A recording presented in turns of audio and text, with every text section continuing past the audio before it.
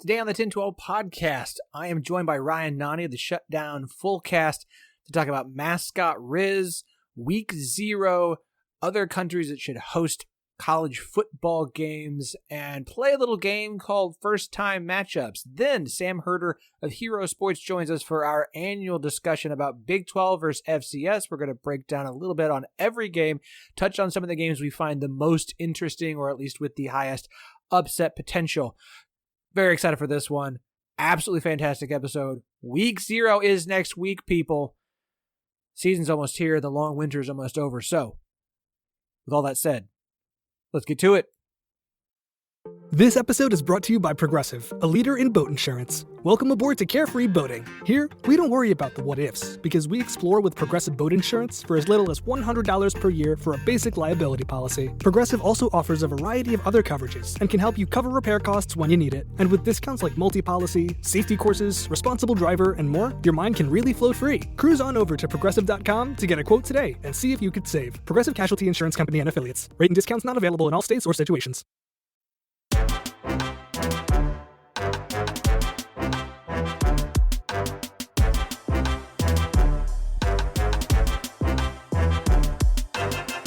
Welcome to the 1012, the podcast that covers all 16 teams in the Big 12 Conference, with the flagship show of the 1012 Network. Find every show on the network at 1012network.com. And of course, we are partners with Sports Social, Europe's biggest sports podcast network. I'm your host, Philip Slavin. Thank you for joining us for our last episode of what I would consider the summer, given that Week 0 begins next week. And so here we are, with two great guests. We've got a great friend of the show, Samford of Hero Sports, coming up. We're going to do our Big 12 versus FCS preview. Love doing it every year. I like that kind of stuff. But what is now almost becoming, I don't know if you say it, like an annual tradition, I'm very excited to have today's other guest joining us to kick the show off, because I have to do this. Like, we have to, because I need this.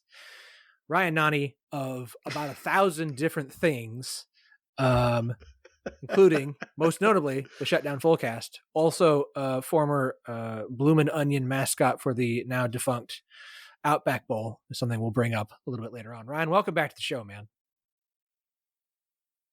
Thank you for having me. Yeah, it's important to have. Not every occasion is like, oh, Christmas or 4th of July. This is a lesser holiday, but it's a holiday nonetheless. Yes. Well, you coming on the show is always a holiday. I didn't hang any decorations. I'm sorry about that. That's okay. There is still. That's okay.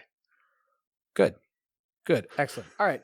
Ryan, I have a collection of topics that we're gonna run through today here on the show. We're gonna start off with, of course, Week 0 is the start of the season. Which is, as I mentioned, next week, depending upon when you listen to this, it will be next weekend. What are your thoughts on Week 0 in general? It's kind of become it feels like it's a very college football thing now, because it's this thing we expect. Yeah. It's a little bit weird. We used to get some really weird matchups like Rice and Stanford in Australia.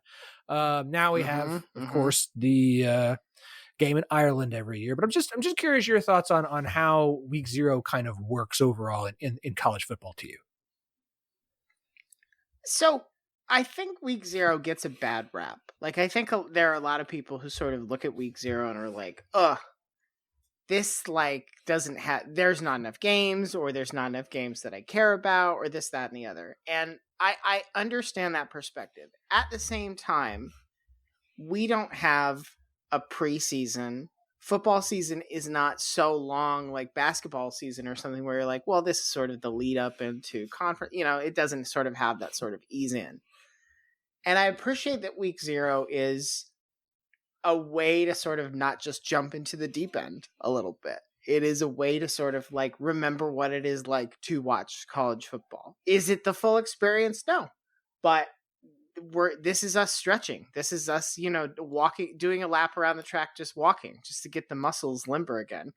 And I also appreciate that, like, to use last year as an example, the Ireland game specifically, Georgia Tech playing Florida State close and eventually beating Florida State at the buzzer I don't know if that would have gotten the same level of sort of like rapt attention because there was not that much else to choose from at that point if you put that game in week 1. I think it's easier for it to sort of be like one of many things that happened in that week 0. Now, are we always going to get something like that? No, but I do appreciate that it sort of does force us to sort of say like, okay, no, all your biggest brands are not playing. So like now it's time to pay attention to some of the other ones. And it's just like, it's like I said, we're just easing into the pool. Just, get your legs wet. You don't have to just dive in the whole way. I love week 0. Like I am not an anti-week 0 person. I don't want a full-blown weekend. I want a little bit more, like a few more, just kind of like weird. We get a lot of like P4 FCS kind of games, and I'm like, those are fine. Yeah. Kansas is playing Fresno State as well on week 0, which is kind of like, okay, this is a weird, unique little game. Like I just need enough to kind of have something to pay attention to, like throughout the day. I'd love something in the like Ireland, game in Ireland in the middle of the afternoon, and then something as a kind of a kickoff at night. Like I love this, and the Ireland game. I mean, honestly, outside of Notre Dame Navy games, have given us really interesting games. Georgia Tech, Florida State, like you mentioned last year. You got Northwestern Nebraska 3-point win a couple years ago. Georgia Tech barely beating Boston College. Penn State UCF. Like I'm all for weird, interesting games. Next year it's North Carolina and TCU, and then it's Pitt, Wisconsin the year after that, which are just kind of like, what random teams can we export over to Ireland to kick things off? And I'm all for it. Like I'm all for Ireland. I mean, honestly, like they value this.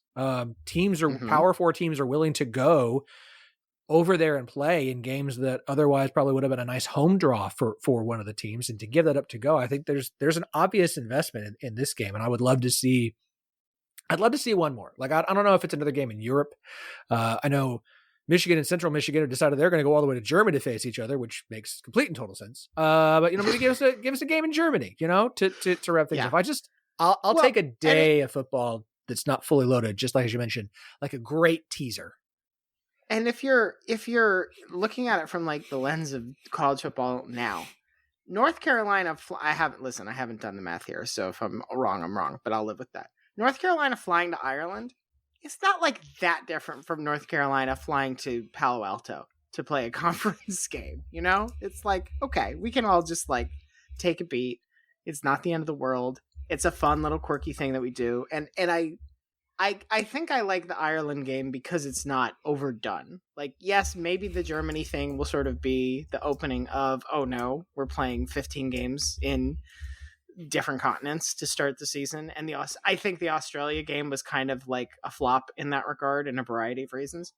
But I think the Ireland game is a good sort of like one-off weird thing. But it's kind of the same way I feel about like Army Navy being played at neutral site locations. I'm like, yeah, this is cool for this game in this context. I'm cool with it. It doesn't mean everybody needs to go that way. No, agreed. So we are getting, as we are belovedly calling it this year, Farm-O-Geddon. Yes, that is the pun that everyone, a rivalry that the Big 12 doesn't seem to value because it doesn't happen in 2027. Blame Jamie Pollard because he doesn't want it to be a rivalry, but everybody else in the Big 12 does. I'm curious your thoughts on just Farmageddon as a rivalry. I'm like, we've lost so many, and I'm not going to sit here and pretend like it matches up with Red River or the game or any of those as far as levels of history and importance from a national standpoint. But as Kansas State and Iowa State have been consistently now two of the better programs of the Big 12, nationally relevant, top 25 teams for quite some time now, where do you feel like Farmageddon kind of ranks in college football? This is going to sound like a slight, and I don't mean it to be. I think Farmageddon is the most delightful rivalry that I don't keep top of mind. Like, it's not the first game I think of for either of these teams. It's not the first. It's it's not like the first traditional Big 12 rivalry, both old version and this version that I think of. But when it happens, especially like you're saying, sort of really in like the Matt Campbell era, mostly what we're talking about.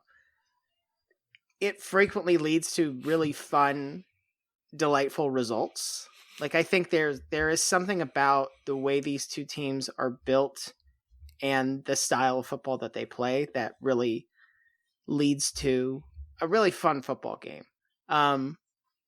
Do I think it's ever going to sort of like crack my top 5 list of like, oh, this is untouchable or something like that? Probably not. But I think that's because like, you tell me, I never get the sense that to either participant in this rivalry, this reaches like levels of true bloodlust, fury, anger. I think it's like, we want to beat that team, but this is not a rivalry where it's like, oh, this is going to stick with you for 364 days until you get to do it again. And I think that's okay, but it does sort of like move it down the list if I have to make one. I will push back on that. Okay. These are two very online fan bases, and they are very vocal online about their dislike of each other. And maybe that's just what it is. Maybe it's hyper-focused to the online Iowa State and Kansas State crowds that really hate each other more than it is the older generation of fans who are way more concerned about the Sunflower Showdown and El Assico. But at least for like, I'm 40 years old. I would say like my generation and younger, this is a big game that has continued to become bigger during the Matt Campbell era, where Iowa State's been good and Kansas State's been consistent. And it has, I'm not going to pretend like it was one of the top rivalries in the Big 12, 10 years ago. Yeah. But it has really started to grow. And I think from a national stage standpoint, having this game in week 0 is going to help with that. It's going to help with some recognition. And I don't, like, you had the snow game that was just an absolutely drunk snow game. Like, it was like two guys trying to spin out on a icy parking lot of a full football game. And I think that brought some attention.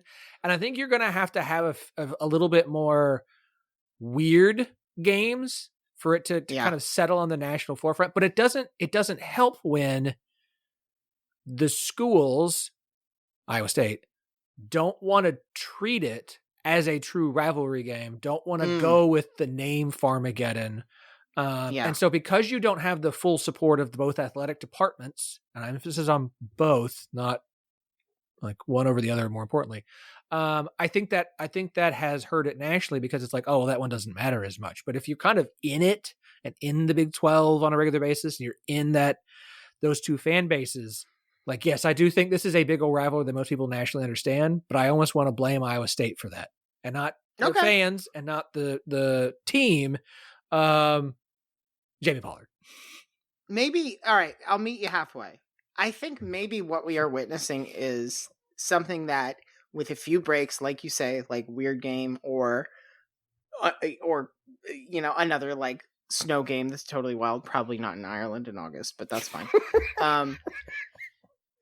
That maybe we are witnessing the start of something that 10 years from now will sort of have a lot more national heat, but we're still sort of in the process of like building it, because not every rivalry that we think of on these terms, like not everything is the backyard brawl, and not everything is the Iron Bowl. And like, it sometimes takes time and circumstances for these things to develop. And I guess where I land is like, ooh, this is interesting, and I'm going to keep an eye on it. But I think it's more like it is on the way to potentially becoming like a really interesting rivalry. I don't know that it's like fully there yet for me. It needs to have, you need some more like, you mentioned two rivalries in particular where we have the loss and sent one team on to playoff or national championship potentially, or the one team's win knocked another one out of it.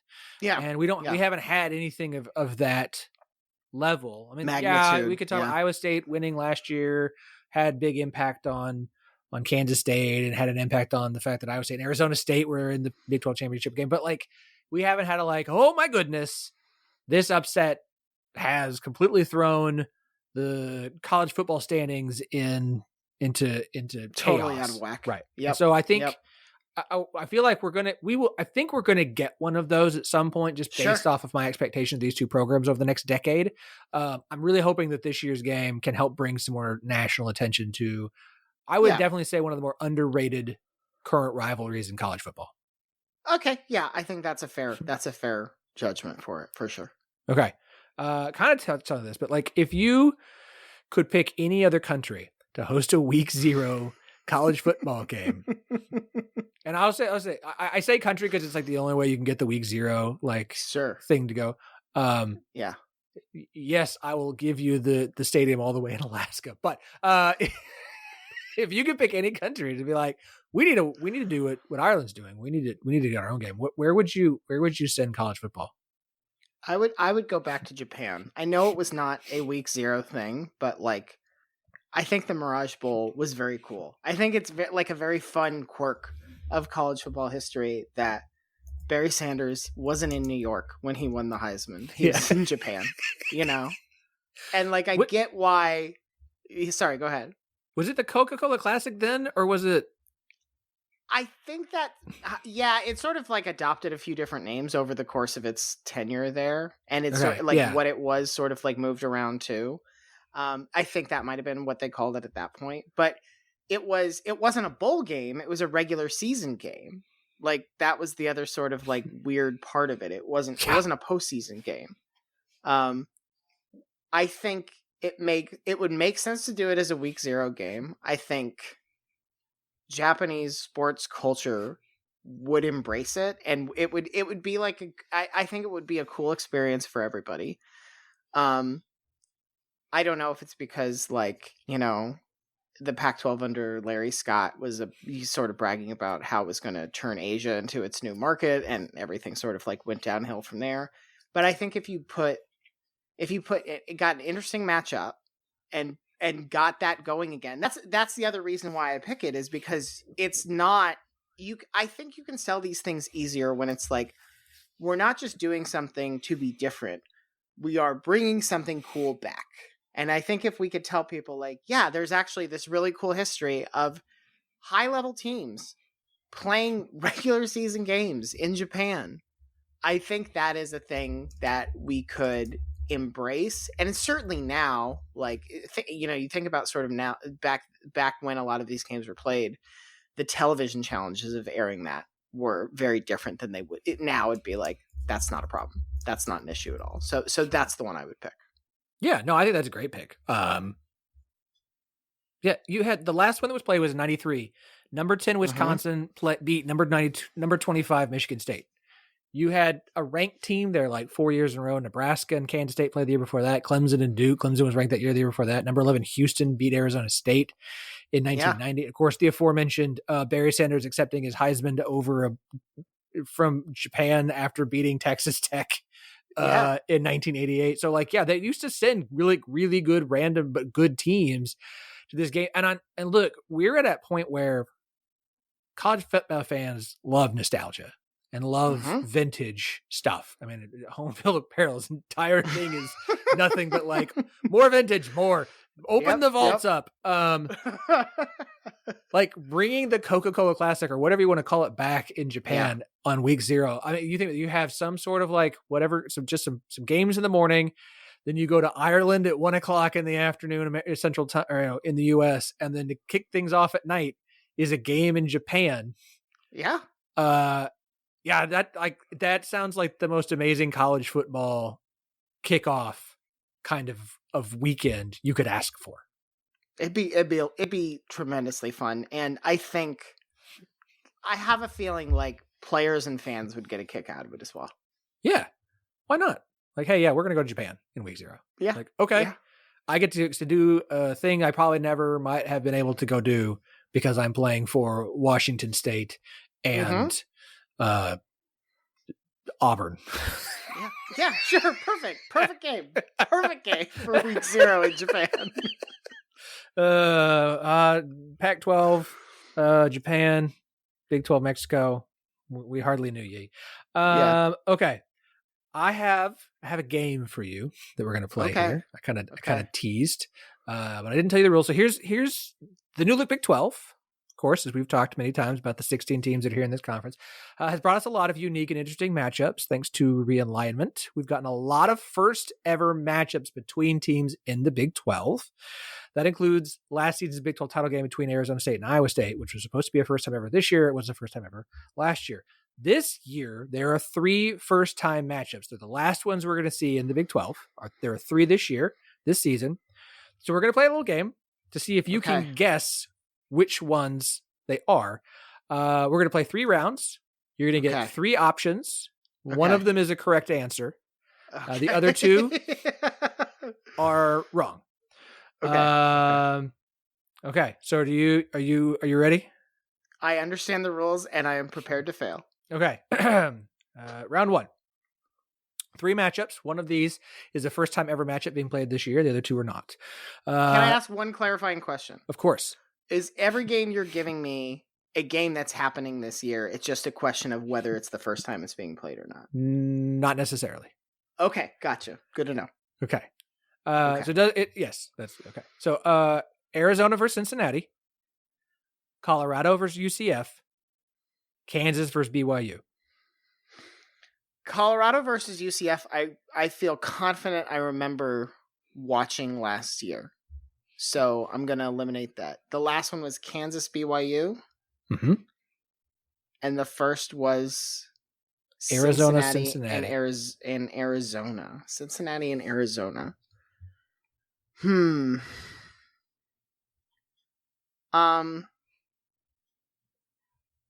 will go ahead and take a... Well, now I'm trying to think, okay? Like... All right, I'm going to say that Arizona and BYU probably overlapped. BYU was in the WAC. Arizona was in the WAC with Arizona State before they joined the Pac. What was then the Pac-8? I don't know if BYU was in there, but it might have made sense. Or they might have, like, conference schedules were small enough that maybe they were playing non-conference.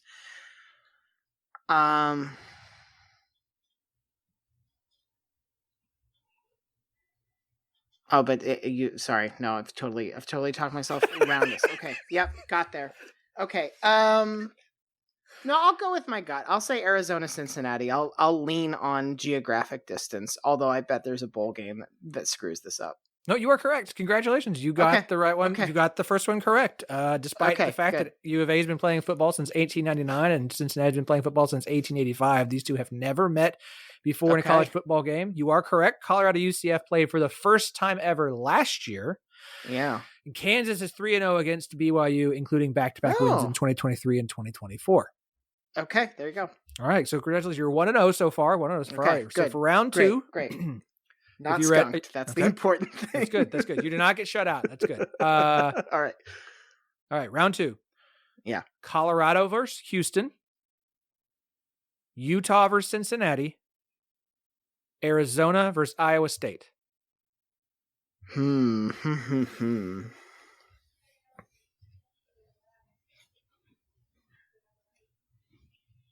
Colorado Houston feels like it should have happened, but I am going back through like Big 8 Southwest Conference history, and I'm like, I don't know if there's a natural place where they would have overlapped. What was the second option? So it was Colorado Houston. Yeah. Utah Cincinnati. Mm-hmm. Arizona Iowa State. Utah Cincinnati. I feel like I remember that happening. But I could just, like, I don't remember it nearly as clearly as Colorado UCF, so I'm sort of flailing here. Colorado Houston has to have happened. Like, I will, if that's the answer, I will be truly shocked. So, no, I'll say I don't know what I'm talking about, and Utah Cincinnati has never happened. Ding, ding, ding. 2 for 2. Congratulations, sir. Funny thing is, whenever these teams play, it will be the first time they have played as Big 12 foes. Now, Colorado and Houston played once in 1971. Wow. So, okay. Very lucky there. Arizona, Iowa State have actually played 5 times, but the last time they played was in 1968. So it's been a minute. Yeah. Yeah, can't say I recall that one. Yeah, you don't remember their classic showdown in 1968 between Arizona and Iowa State, Ryan? No, somehow No. it's eluded me. Okay, you're 2-0. All right, can you go perfect 3-0 here? That's what's on the line here. All right, so the last three: Utah versus Kansas State, Arizona versus Baylor, West Virginia versus Arizona State. West Virginia, Arizona State is the one that is calling out to me because I remember when Arizona State joined the Big 12, I think it was Ray Anderson. I think he was the AD at the time. Like, made some comment about like, oh, I'll never be going to West. Like, I'll never go to Morgantown. Like, that's just not going to happen. I'm not traveling all that way. So that makes me. I'm not going to overthink it. I'm just going to say, I feel good that I've got two. I feel like I'm playing with house money a little bit. I'm going to say it's Arizona State, West Virginia. Ooh, I'm sorry, Ryan. You're so close to perfection. Foiled by the Sun Devils again. The correct answer was Utah, Kansas State have never played each other before, correct? Wow. West Virginia and Arizona State have actually played twice, but the last time they played was in 2015. Okay. And Arizona and Baylor played once in 1992. Ooh, okay. So we have a lot of situations where it's like, it's not a first time ever, but like it's been a while. You know, there's a lot of like played once, played twice, played three times since, 1900. I am shocked that sometime in the BCS or 14 playoff era, Utah and Kansas State weren't paired together in some like, oh, we don't want to have to deal with you bowl game, Yeah.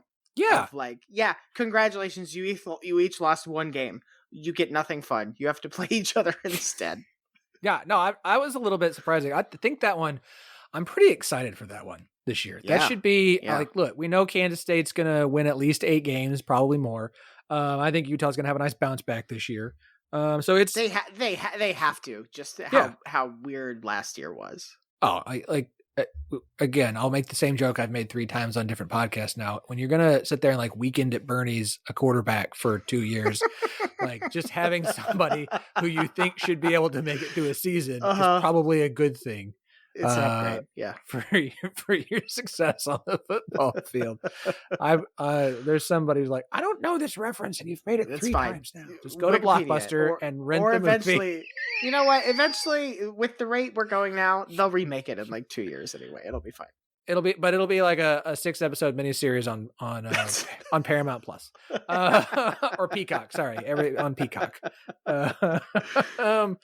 Okay. We got a little bit of extra time here, so I have this question I've had for the entire offseason that I've wanted to use in a number of podcasts, and then lo and behold, we have the man who famously was the bloomin' onion at the now defunct Outback Bowl. And so you feel like the correct person to ask this question to. I've had this question for a while this offseason, so I'm going to ask you this. Which Big 12 mascot has the most Rizz? Wow. That's a tough question. I mean, I guess I can answer this in like 2 different ways because like I think BYU's mascot on first glance you're like I don't see anything particular like I don't see a lot of Rizz there. But then like the performance starts and the acrobatics start and sort of the like and I think Cosmo is the name of the mascot. Yes, I hope Cosmo I'm not Cougar. getting that wrong. Yeah, like I think Cosmo is probably my answer for like once you see the whole once you see the whole package. Once like everything sort of that sounds bad now. But once you like if you're taking like the performance into account, I'm going to say it's Cosmo. If we're just sort of saying like sight unseen, I do think it's still the West Virginia Mountaineer. Mm-hmm.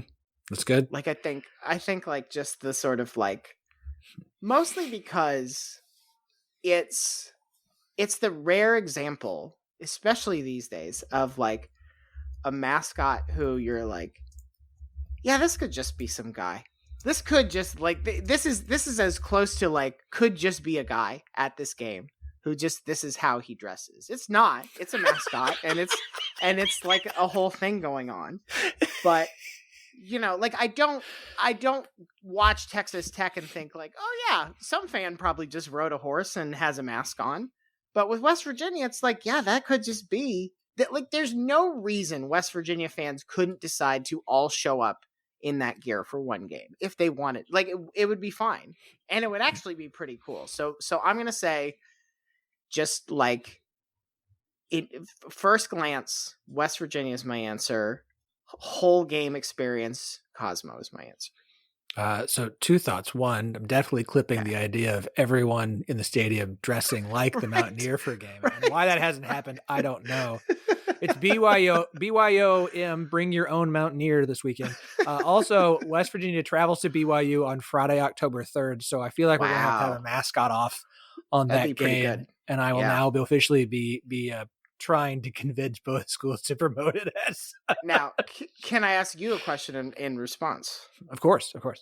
Which Big 12 mascot has the least Rizz? It's Pistol Pete, and I'm an Oklahoma State fan, and it is Pistol Pete. It is. It's either Pistol Pete because of the head, or it's Kansas State because he has the mascot head, but then a normal human body. It's always weird to me when you have like human body with mascot head. Yeah, it is sort of like you got partially anamorphed. Like it didn't, the machine didn't work the whole way. Yeah, which is also Pistol Pete because you have normal human body. I also think of Pistol Pete kind of reminds me of the weird creatures in Spy Kids. For those who've seen that movie, I think they're called floogies. Look, I'm an Oklahoma State fan. I'm allowed to make these jokes, but yeah, it's definitely Pistol Pete or Willie the Wildcat. Okay. I would also have accepted the UCF Citronaut as having as an alternate answer for having the most Rizz, because that man is juicy. Okay, that's true. Gotta wrap this one up, Ryan, as it's always a pleasure. We've got to do this same way we do every time that we have you on. As everyone knows who listens to this podcast, but of course, every podcast is someone's first. We hope that new people listen to this show, and it's not just the same people all the time. Although we love you, loyal listeners. Don't take that the wrong way. The Big 12 title game, since it came back in 2017, has had some everybody's been in that game. It is outside of OU's 3-year run of being picked preseason and making it every year. We haven't had a repeat champion, and we haven't had a team make it back to the title game the following year either. No repeat participants, no repeat champions. So we have had teams who have been to the preseason, number 1, number 3, number 5, number 7, number 8. And of course, last year's infamous number 16. And now we don't have a Big 12 preseason poll. C'est la vie. But I like to look at it this way. I'm less interested in accuracy and more interested in vibes here. With the idea that the Big 12 is the most chaotic and unpredictable and wild and exciting and weird conference. And last year we got Arizona State, Iowa State in a Big 12 championship game in Arlington, Texas. Ryan, what is the most, air quotes, Big 12 title game you can come up with for this year? I've thought about this, and what's fun about this question is also what's hard about this question, which is any answer will suffice. and there are no wrong answers. Therefore, there is also no answer that I think is objectively the most right. But here is what I've landed on, and I can talk it out a little bit. I'm going with Houston, Oklahoma State. Okay. And here is why. These are not the Big 12's off to a good start in the preseason polls. Got a number of teams in there, got some interesting teams sort of hanging around that you're like, okay, is Kansas gonna bounce back this year from inconsistency? Is Baylor and TCU sort of pressure's on them? What's it gonna look like year one with Scott Frost at UCF? Blah blah blah. I feel like for different reasons, Houston and Oklahoma State are not huge parts of the conversation. And that's what makes them interesting to me, especially because you're talking about one is, Mike Gundy is basically the godfather of the conference at this point. Certainly the old man of the conference, as it were. And Sit Houston around, is still boys, and let me tell you the tales of the Big 12 gone by. That's right. And Houston is still in that sort of like, they're still in year 2. They're sort of figuring out who they are. But yeah, I think that would be the one that would most catch us by surprise. I think in some of the same ways that Arizona State, Iowa State did last year. It's also just fun to sort of imagine, like, they play each other this year, so love the idea that we'd get like a weird rematch. And also it would require, I suspect, like, I think if we get that matchup, it's not, okay, Houston won in the regular season and they were undefeated otherwise, and that's Oklahoma State's only loss, and it's this like clash of titans. I think it would be like, okay, they each have 3 losses. We had to like roll out the tiebreaker material again down the stretch. It would require some interesting like November on wins by both teams for this to happen, and probably some like chaotic losses elsewhere in the elsewhere sort of in the helmet schedule, if you will. Yeah, I'm going to go with Houston, Oklahoma State as one that would just sort of get everybody to sit up and say, okay, so this conference is just going to like spit 2 different things out at us every year. I've thought a lot about this as well. And while my official answer, my actual like prediction is the Butt Bowl, because we don't get it in the regular season, it makes sense to have the Butt Bowl in Arlington. Like the most Big 12 to me is Rich Rod gets West Virginia back like too fast, and you know exactly what I mean by like too fast. Sure. And oversets expectations, but goes like 9-3, and one of the losses is to Pitt, but he gets to Arlington and faces off against Utah and Kyle Whittingham in his last season at Utah. And so you get West Virginia, Utah in Arlington for the Big 12 championship game between 2 teams that still really don't feel like they have anything to do with the Big 12 conference, playing a game in Jerry World. That's good too, because that also sort of like, if we're sort of like playing the nostalgia hits, these are probably 2 of the more like Boise's one of the other ones, but these are the prominent examples of like, these used to be the giant killers back, like here's West Virginia taking down Oklahoma. Here's Utah beating Alabama. Like there is some good historical symmetry there for sure. It would be something to see, and then both in the playoff. So I guess what we're saying is the only wrong answer is a repeat, where it's Iowa State. The only wrong answer is Arizona State or Iowa State being in the game, or Kansas State, because they're going to win 8 games, but they might not, probably won't win 11. So, yeah. Okay. Everything else feels right. I'm excited for us both to be wildly wrong, or hilariously right. That's fine too. Congratulations to Houston and West Virginia on your Big 12 championship game. Scott Frost goes 13-0 and then leaves again. Be good. Yeah. Be good. Yeah. Ryan, man, it is always a pleasure. I appreciate you doing this each year. I'd love to say it won't be another year before we have you on again, but I just never know. You are a busy man, and that is a very mild understatement way of putting it. So please plug anything, everything, whatever you would like to do so here. I will keep it very simple. You can find me usually one of 2 places. One is the aforementioned Shutdown Fullcast, which the world's only college football podcast, which frequently doesn't. Like this week, we spent probably half an hour talking about honey baked ham. And the other place you can find me is the other place you can find me is Phantom Island with my co-host Stephen Godfrey, which is sometimes about college football, but is sometimes about other things as well. And other than that, I'm not gonna like. If you find me at those 2 places, you have done me a great service. I'm not going to ask more of you than that, at least this time. I am convinced that in blowout football games, they should just mute the announcers and just start playing episodes of Shutdown Fullcast, because no one would know the difference, except it would be way funnier. Yeah, it would be confusing. But here's the problem. You really have to be confident it's going to stay that way, because what happens when you're like, uh-oh, they're blowing this 30-point lead and we got to go back to regular broadcast. Bring them back. Just cut to commercial and then the announcers are back and shutdown's gone again. And just play it straight like never happened. Never you don't acknowledge it. You don't. You just pretend like don't acknowledge. That's a good plan. Never wrong. Always late or early. Yeah, that's right. Right. We'll license that to him for a very reasonable price, frankly. I need there's an off-season thing. Shutdown Fullcast presents blowout game material. You can buy yours for $49.99 or 100 very irritating payments of $4.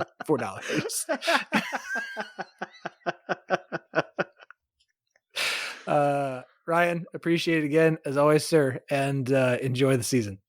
Thanks. Same to you. Appreciate you having me on.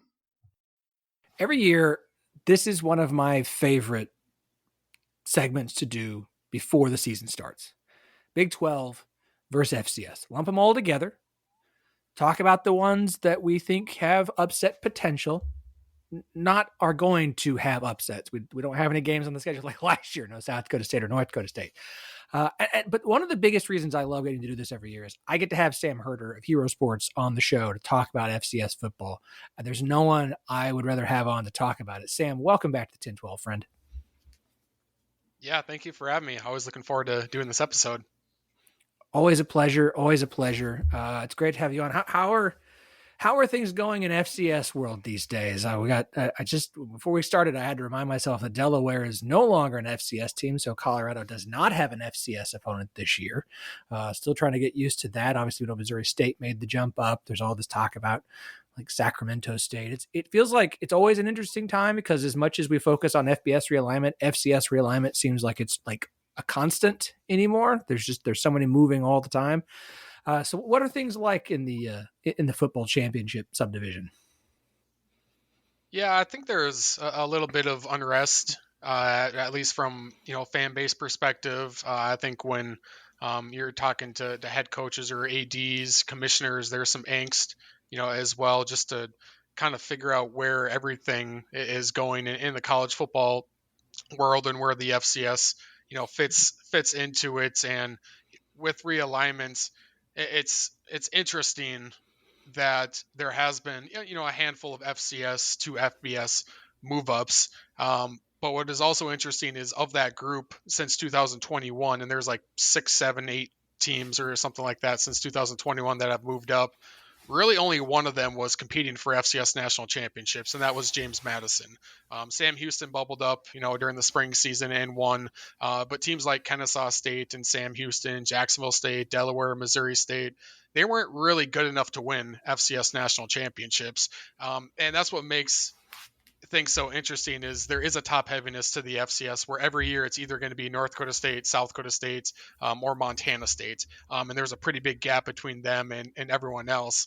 And all these teams that have left, they weren't on that level of the top tier, but they were at least good enough or at least had the potential, to get to that level. And so I think while the top tier of the FCS has pretty much remained unchanged, I guess that tier 2, tier 3 has certainly lost its depth with some of these recent move-ups to the FBS. And I think that puts teams like Montana, Montana State, NDSU, maybe to a lesser extent South Dakota State, their want to go to FBS, while they might not say it too loud publicly, their want and interest in going to FBS is probably a bit different now compared to 2012, because now they look around the FCS and they go, well, there's not a whole lot of programs that look like us. Most of the programs that look and act like us and fun things, they're in the FBS. And so there's just kind of that angst of, NDSU needs to move up. Well, they don't have a conference invite. Where does South Dakota State land? What about the Montana schools? Do they belong in the FCS? Well, they don't have a conference invite. So there's just kind of a lot of that angst and unknown and restlessness in the FCS when it comes to that realignment. Come on, we just start a new conference, right? Just start a new FBS conference, those 4 teams, and just some MAC schools, and we'll get it going. We'll get it. It'd be fun. Well, that's kind of the talking. Yeah, that's kind of the talking point with fan bases in the Missouri Valley Football Conference and North Dakota and the Big Sky of, let's just take the top 4 Valley teams. So that'd be like the Dakotas, and then the top 4 Big Sky teams. So that'd be like UC Davis, the Montana schools, Idaho. Let's just take them, form an 8-team conference, then go FBS together. And now I'm kind of sitting there going, yeah, that'd be great and all. That'd be really exciting. But then I'm like, well, I hate to be a wet blanket, but that's just not going to happen because we saw what happened to Sac State. They tried to go to the FBS without a conference invite, and that got pushed back and voted down. And so a group of FCS teams trying to go FBS together, the political pushback and the political hurdles would be so immense that I just don't think something like that would be likely, unfortunately. No.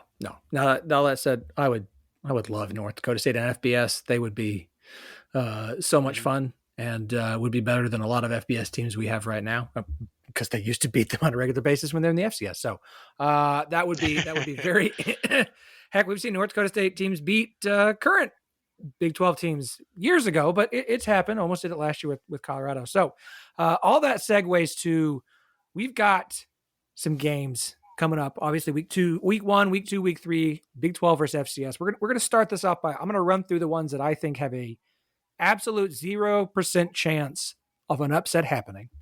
And then we'll kind of make our way through the others where I give it a 5 or a 10 or whatever percent chance for an upset. And you can kind of give me your thoughts on those. So let's run through a few where I'm like, no, they're like, we're safe here.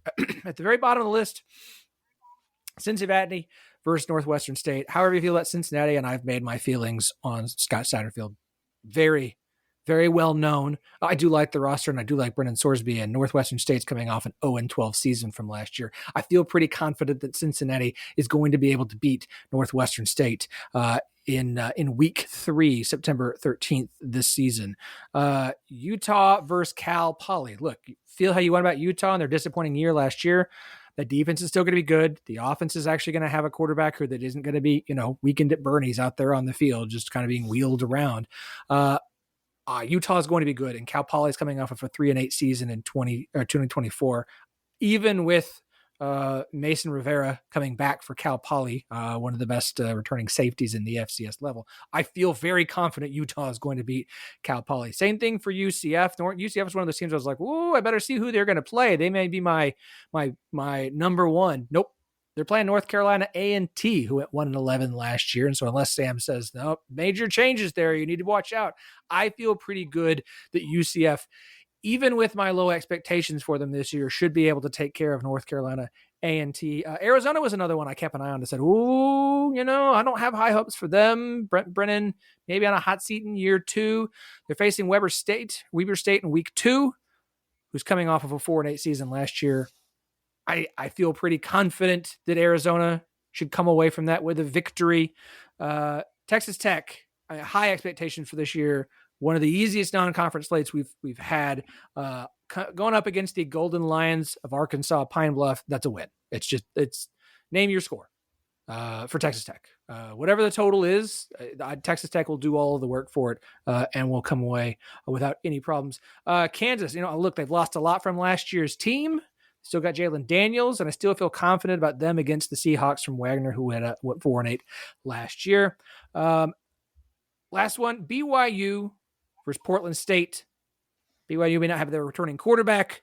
That's not going to be a problem against the Vikings coming off of a 3-8 season in 2024. Any of those you disagree with me on, or any of the other ones you say, no, you forgot one? I agree with all of those. Certainly, I'm not sure if you mentioned West Virginia Robert Morris. I did not. That is one I would definitely put. Yeah, I would put that in the category of very, very, very unlikely, just because I don't see Robert Morris challenging there. And for this, I'm certainly more so looking at things from the FCS perspective, more so than the Big 12 perspective. But I'd be rather surprised if Robert Morris could make that a game. Yeah, that's the thing for the Big 12 this year. Again, like we talked about last year, you had Oklahoma State against South Dakota State. OSU had a bad season last year, but was facing the defending FCS national champs. You had Colorado, who won at the buzzer against North Dakota State in an incredible game, but Colorado was able to get the win, and that was about it. This year, you looked at the teams and kind of said, okay, there's no North Dakota State, there's no South Dakota State. Let's go first look at the teams in the Big 12. We have a lot of question marks, have a lot of predictions down at the bottom of the conference. Like a a UCF, potentially at Arizona. And there's none of the teams that I'm like, I know Oklahoma State's picked towards the bottom. We'll talk about them in a minute. I didn't really see a team that I said, "Ooh, I've got questions about them in the Big 12 this year." Oh no, they've got a really tough FCS matchup. It seems like they've done a really good job, the teams who you have big question marks about, making sure to schedule teams where you're just hoping for a warm-up or a nice week 2 or 3 victory to give yourself a break and to get the backups a lot of reps. Yeah, so much of this, of course, is based off of matchups. When you're looking at the number of FCS over FBS wins, so much of it is matchup based. Where I mean, Northern Arizona was a playoff team from last year. They bring back a good chunk of their starting lineup offensively and defensively. Had they matched up with Arizona, yeah, okay, maybe. I think actually, yeah. Was that? Yeah, that was, what year was that? 2021, 22, when NAU knocked off Arizona. I want to say, I can't remember specifically what year. And Northern Arizona wasn't even a playoff team that year, if I'm recalling correctly. But Northern Arizona this year draws Arizona State, not as favorable, as a matchup. And so matchup wise, it's just not too favorable for the FCS this year when it comes to these Big 12 opponents. Yeah, and we can kind of start there. As you mentioned, we get Saturday in week 1, Arizona State hosting Northern Arizona. Both Hero Sports and Opta analysts have Northern Arizona as a preseason number 19. Returning quarterback Ty Pennington, returning cornerback Mikhail Greer, a couple of guys to keep an eye on. And I would love to put that as a game where we say, whoop, this could get interesting. I know that Arizona State, I'm not down on Arizona State. I just, it's hard to repeat in this conference, and I don't want to downplay the loss of Cam Scatterbo, but there's absolutely zero reason for me to sit here and say like Arizona State is going to lose this game. Like I'll give Northern Arizona maybe a 1% chance, but it's just because I have some respect for Northern Arizona and I think that the team that they have this year, I think they can put up some points. Maybe they can have a couple of nice plays. Maybe they'll do some damage on the scoreboard late in the game, but I absolutely don't see a shot for Northern Arizona to beat Arizona State. Yeah, it would be obviously a massive upset for NAU to go in there and get a win. And they're, like I said, they're an experienced squad, and so there's different ways to lose these games, and some of it is just the FCS team is overwhelmed from the start physically and mentally. I don't think this is something where the Lumberjacks would be overwhelmed, mentally, because they're a mature team, but just physically, I just have a hard time seeing them, holding strong here, especially in the trenches. Because I think there's some nice skilled players for Northern Arizona. You mentioned Ty Pennington; he's a very good quarterback, one of the better returning ones in the FCS. Seth Cromwell, their running back, a younger player, but he has big time potential. But if you can't win in the trenches in these games, you're going to have a hard time sticking in there for very long. And I just don't think the Lumberjacks have the dudes in the trenches in this one. Another one I'm going to go ahead and say I feel confident that the Big 12 team is going to come away a victory.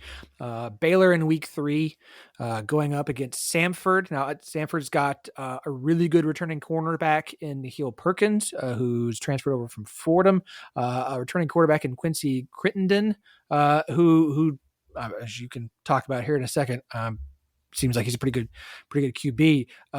My only concern with Baylor here, and the reason I didn't have them in the absolutely not, I'd give them like a 2% chance to lose, is you're going to come off games against Auburn and SMU.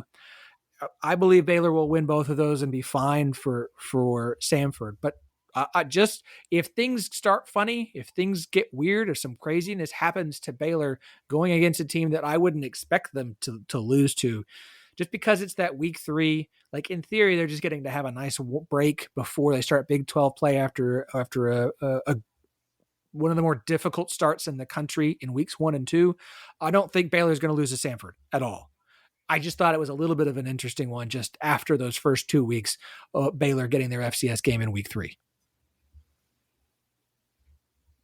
Yeah, I kind of mentioned a bit ago that you need to have obviously the dudes in the trenches to be able to go, toe to toe with, especially with the Power 4 opponent. But there are ways where things can get funky, it just matchup wise. If you face a team like Samford where they're going to throw the ball 50, 60 times, like they just wing it around the yard. And sometimes, you know, missed tackles, MAs, missed assignments in the secondary, and all of a sudden they pop a couple plays over the top, and all of a sudden you find yourself in a track meet, and you're like, what the heck is going on here? Like that was Abilene Christian in Texas Tech last year, like 52-49. Like they just found themselves in a track meet.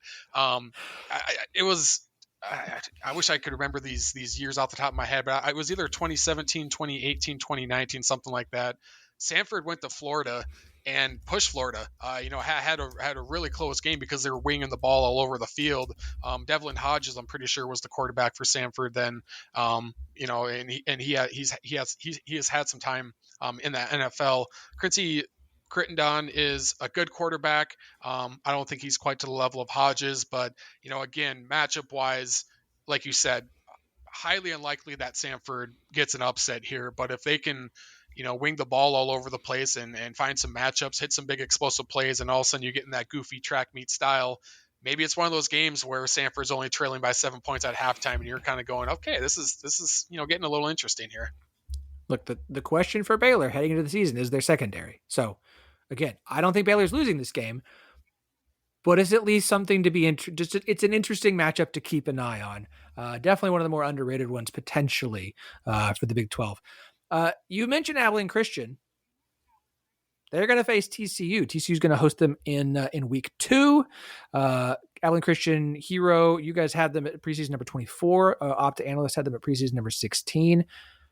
I think there are people who have some buzz about TCU, some expectations. Could they be a dark horse in the Big 12 this year? We saw what Abilene Christian did to Texas Tech last year. Now, how many times have we seen FCS gives P4 a game in 1 year, and then the next year you're like, well, could this be interesting? And then it's a blowout by the P4 team. That's absolutely on the table here. But again, it's an Abilene Christian team who preseason top 25 in the FCS, gave Texas Tech a game last year, is at least an interesting matchup in week 2 against TCU. Yeah, what's interesting with Abilene Christian is they return a ton of talent defensively. Will Schaefer is a really, really good linebacker for them. And then Kagan Roach is a really good defensive end for them. And they return a good chunk of their production defensively from last year. But their defense last year was okay. Like it wasn't that great. And so it's one of those things where if you return a lot on an okay defense, like maybe that's not always the best thing, but maybe they take that next step and be an improved defense. Offensively, though, is really where they made their hay last year, and most of those guys are gone. Maverick McIver, the starting quarterback, he transferred to the FBS, I believe Western Kentucky.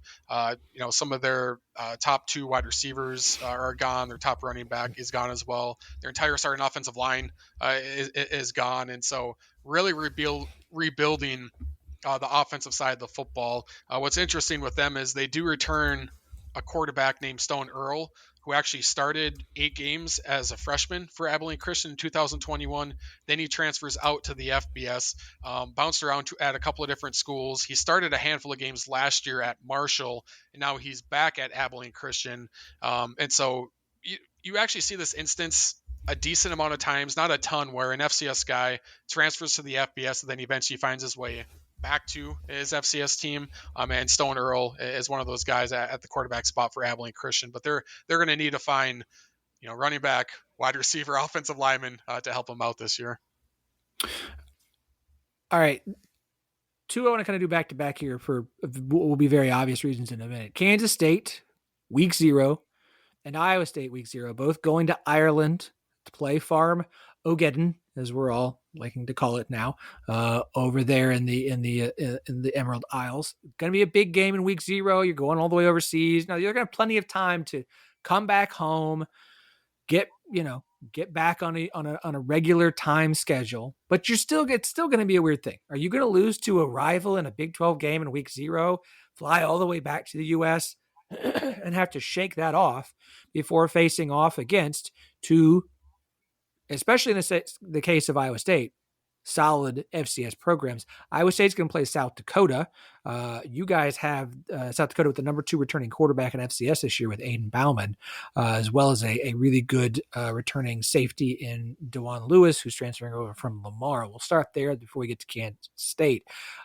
Look, Iowa State tends to somehow schedule solid FCS opponents. Sometimes it's you and I because they have that relationship there. But we've seen them play North Dakota State. They've done some easy ones well. But this is an interesting one to have to come home to for an Iowa State team who's going to have an interesting week 0, and then week 1 is playing South Dakota.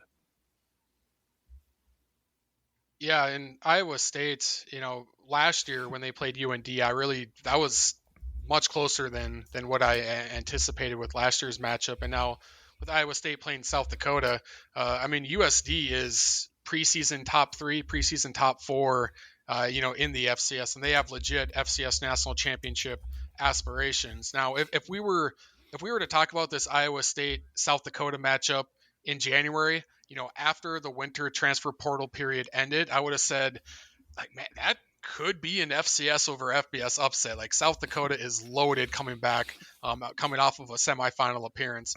But then the spring transfer portal hits, and as all of these Power 4 NIL collectives are trying to beat the clearinghouse and handing out pretty much insane number of NIL offers to try to get FCS and G5 guys to transfer up.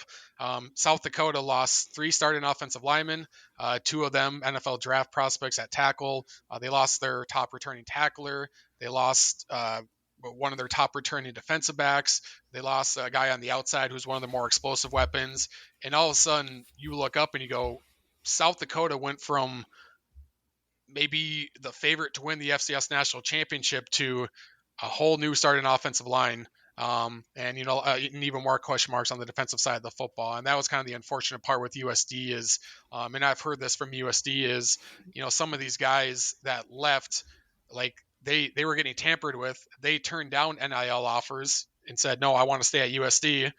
And then what do the agents do? They come back with a higher offer and then a higher offer until it gets to a point where the dollar amount is too big to turn down. And that's what happened at USD. And that's kind of a peek behind the curtains of what FCS teams deal with is there's a lot of guys that want to stay, but these agents are just ruthless and they keep on coming back. Well, we got this much money for you.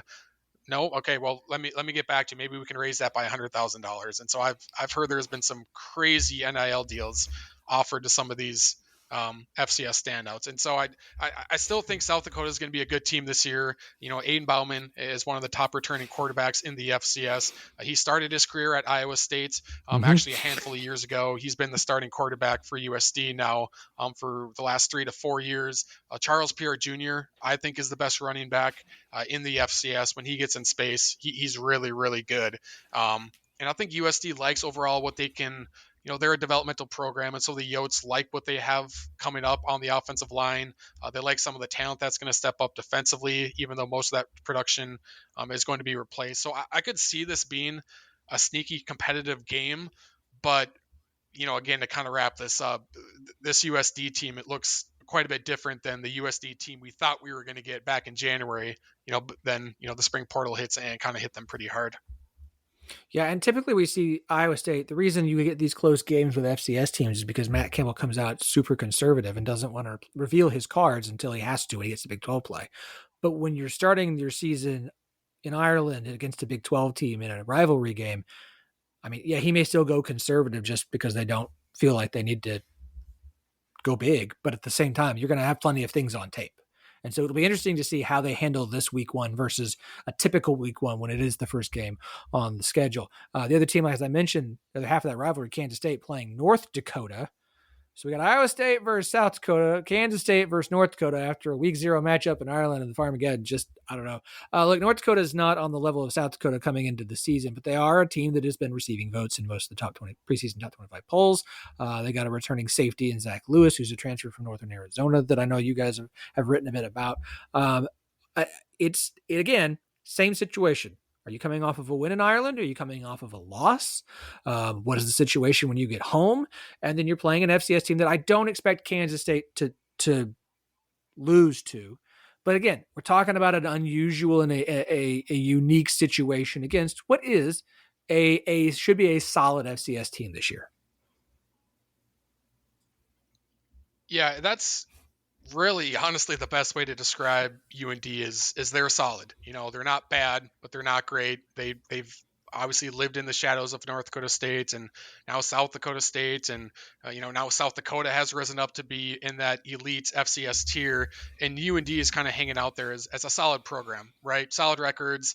They've made the playoffs 3-4 times in the last handful of years, but they've always kind of slipped on the banana peel a little bit and have really struggled to elevate themselves from being a solid program to a great program. And they did hire a new coach this year in Eric Schmidt, and you can kind of sense that he's rejuvenated things a little bit there, just brought in a new energy there. And UND has great facilities. They have great fan support. And so you've always felt that UND is just kind of, they're kind of stuck in neutral, and once someone can get them into overdrive, they can really accomplish some pretty special things. Now, is that going to happen in 1 year where they flip the switch and all of a sudden they're a top 10 FCS program?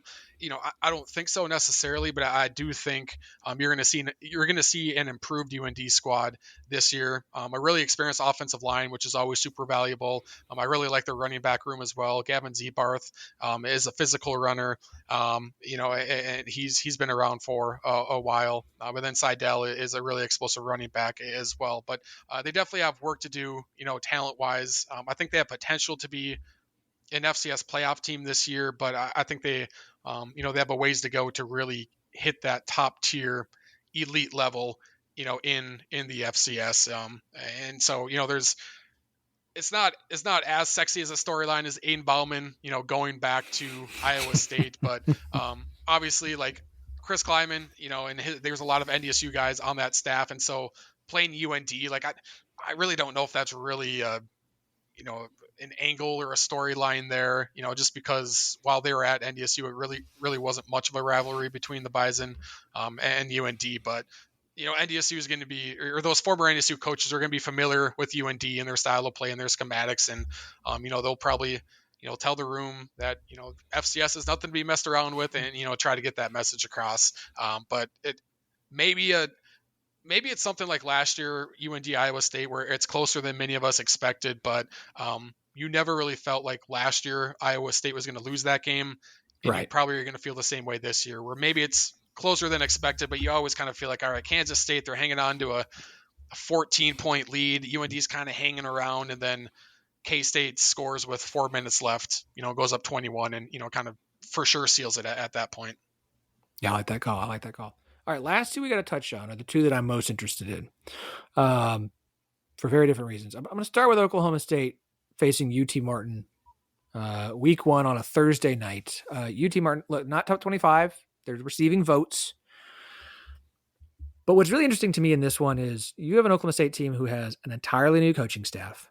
You've got a very different looking roster from what you've seen the past 2 years. And you're going to be breaking in a first-time starting quarterback against two of arguably the best cornerbacks in the FCS level in Jamichael McCoy Jr. and Lemarian Pierce. That's really an interesting situation to be, where this game could be a lot more interesting than I think people think it would be, because you look at UT Martin and go, okay, well, that's not an FCS team we talk about. It's not a UCS team or an FCS team that people are really aware of. This should be, the focus is on, oh no, they're going to go lose to Oregon in week 2. I do wonder if this is going to be a little bit sneakier of a test for Oklahoma State, where we've seen them get weird in week 1 games against FCS teams the past few years anyways. Yeah, UT Martin is a team that I always feel like probably, and I'm a part of this as well, but we probably don't give UT Martin the respect that they deserve, because they have been a pretty consistent playoff team, going back to the later 2010s, yet they'll make the playoffs and then they lose a decent amount of production, and so they fall out of the preseason top 25. And then they just make their way back into the top 25, and they make another decent, run and be a playoff contender on the outside. But then they lose a lot of guys, so they fall off the radar. And then, just repeat. And they do lose a decent amount of production, from last year, but they do return those 2 cornerbacks that you mentioned in Pearson and McGoy, and those guys are really special talents. Just whether it's eye test or statistically, PFF really likes them as well as far as their film grades. Those are really 2 great talents there, and this will certainly be their toughest challenge of the season. And so just for NFL tape, this is a really valuable game for them. But defensively, UT Martin always has really good athletes.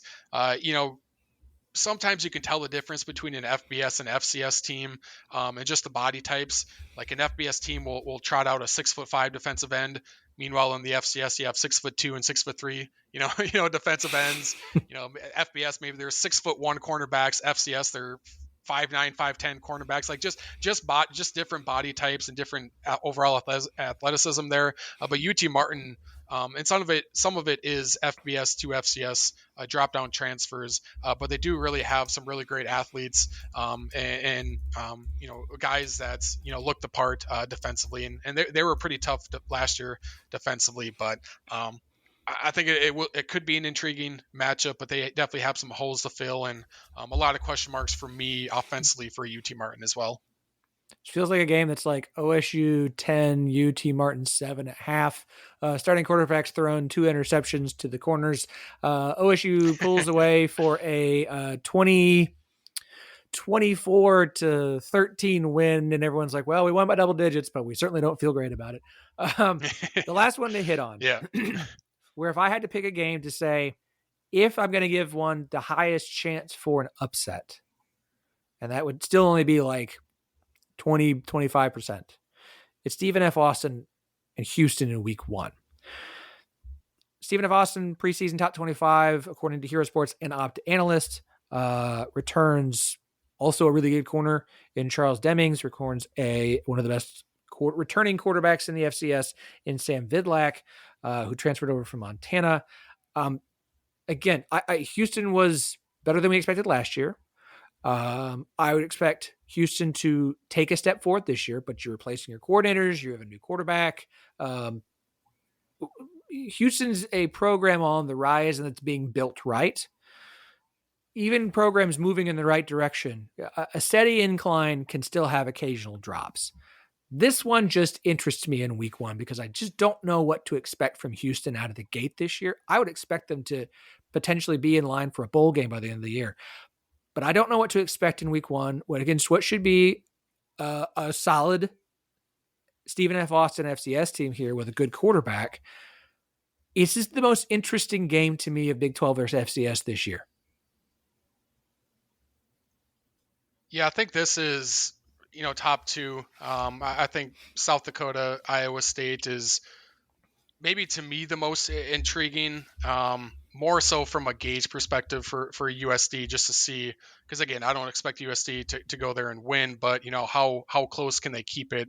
And so maybe for me, USD tops the list, but this one is a close number 2 because I do have pretty high expectations for SFA. They just missed out on the playoffs last year and probably would have made the playoffs had Sam Vidlak not gotten hurt. Their starting quarterback, who had a standout season last year after transferring in from Montana. A really underrated part of Stephen F. Austin is, they score a lot of points. They have had a flashy offense last year. They're in the Southland Conference, which isn't necessarily known, for its defense, but they had a top 10 defense last year, and they returned 10 guys who played nearly 300 or more snaps. You mentioned Charles Demings. I think he's a pro prospect at cornerback. Edward Bobino, is definitely a presence at defensive tackle, 6'2", 340 pounds. He's definitely a run stuffer. And so I like what they have coming back on defense. And then offensively, Sam Vidlak coming back. He's a preseason All-American at cornerback or at quarterback. Kylan Harris, All-American wide receiver. He's also coming back. And then a name to keep an eye on that was interesting is, a lot of FBS to FCS transfers, when you look into them, it's, okay, this guy's a redshirt sophomore. He hasn't played yet. Or he's a redshirt senior. He's barely played at his Power 4 school. There's not always a lot of FBS to FCS guys with a lot of snaps or a lot of pass accolades. Well, SFA gets a running back by the name of Richard Rizz. He's a transfer from Baylor. He was the 2022 Big 12 Offensive Freshman of the Year, ran for nearly 1,000 yards, 14 touchdowns. Then I believe he either dealt with some injuries or got buried on the depth chart over the last couple of years. And now he's transferred and is now in the FCS at SFA. So that is kind of a splashy name when you're going through the list of FBS to FCS transfers, which there's 800 of them. So there's a lot of FBS guys coming down to the FCS level, but he's definitely a guy that pops out when you look into him, you go, okay, this guy has done something at the Power 4 level. You know, things didn't go his way for whatever reasons the last couple of years, but the potential and the talent is there. So that is one name as well to keep an eye on that just adds to this already pretty experienced SFA offense. You've only made me feel more confident. I'm going to bump it up to 28% chance that SFA pulls off the upset. There you go. I'd say like this one's the one where I would say the most likely for an upset makes it interesting. I do really like the South Dakota Iowa State matchup just from it's an interesting situation. South Dakota is going to be a good team. You've got a former quarterback playing, Iowa State quarterback playing there. Like I do think those are the two, as you mentioned, best ones as far as matchups we're going to get, but for very different reasons. And so definitely two games to keep an eye on. I know that fans will keep a close eye on their teams in their FCS games. I just think it's always something to kind of look at each year. Sam, it's always a pleasure to get you on the show. I look forward to this interview every year, in part, like I said, because I get to chat with you and pick your brain about FCS teams. I find the FCS very interesting. I wish there was a team near me I could go and support. Alas, I do have a now former Division II national champion in my town, so I can at least enjoy that. Sam, you do a great job covering the FCS. Where can everybody find all of your work? Yeah, I appreciate that. Our website is herosports.com, and then I'm on Twitter at SamHerderFCS. As I said, Sam, appreciate it as always, man. Enjoy the season. We'll talk to you again soon. All right, sounds good. Thank you.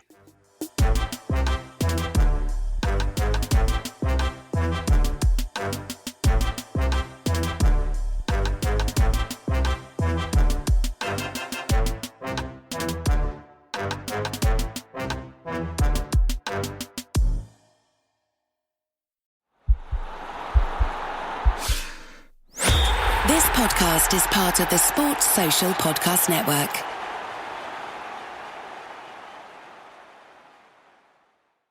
You're listening to Leaf Filter Radio, and the guru of gutter protection himself, Chris Coonahan, is here to take your most pressing leaf-related questions. Hey, everybody, Chris here. I understand we have Ron on the line. Ron, where are you calling from? Uh-oh. Ron, are you calling from a ladder? Well, I was. I wanted to ask Chris what I need to do to get my gutters ready to have leaf filter installed. Oh, Ron, you don't have to do anything. A Leaf Filter Trusted Pro will come out and clean out your gutters, realign and seal your gutters, and install Leaf Filter, America's #1 gutter protection system. So I didn't need to get on this ladder? Ron, Leaf Filter Trusted Pros are in your neighborhood and ready to help. Just visit leaffilter.com/day to schedule your free gutter inspection and get up to 30% off. Thank goodness. What was that site? That's leaffilter.com/day for your free gutter inspection today. See representative for warranty details. Promotion is 20% off plus a 10% senior or military discount. One discount per household.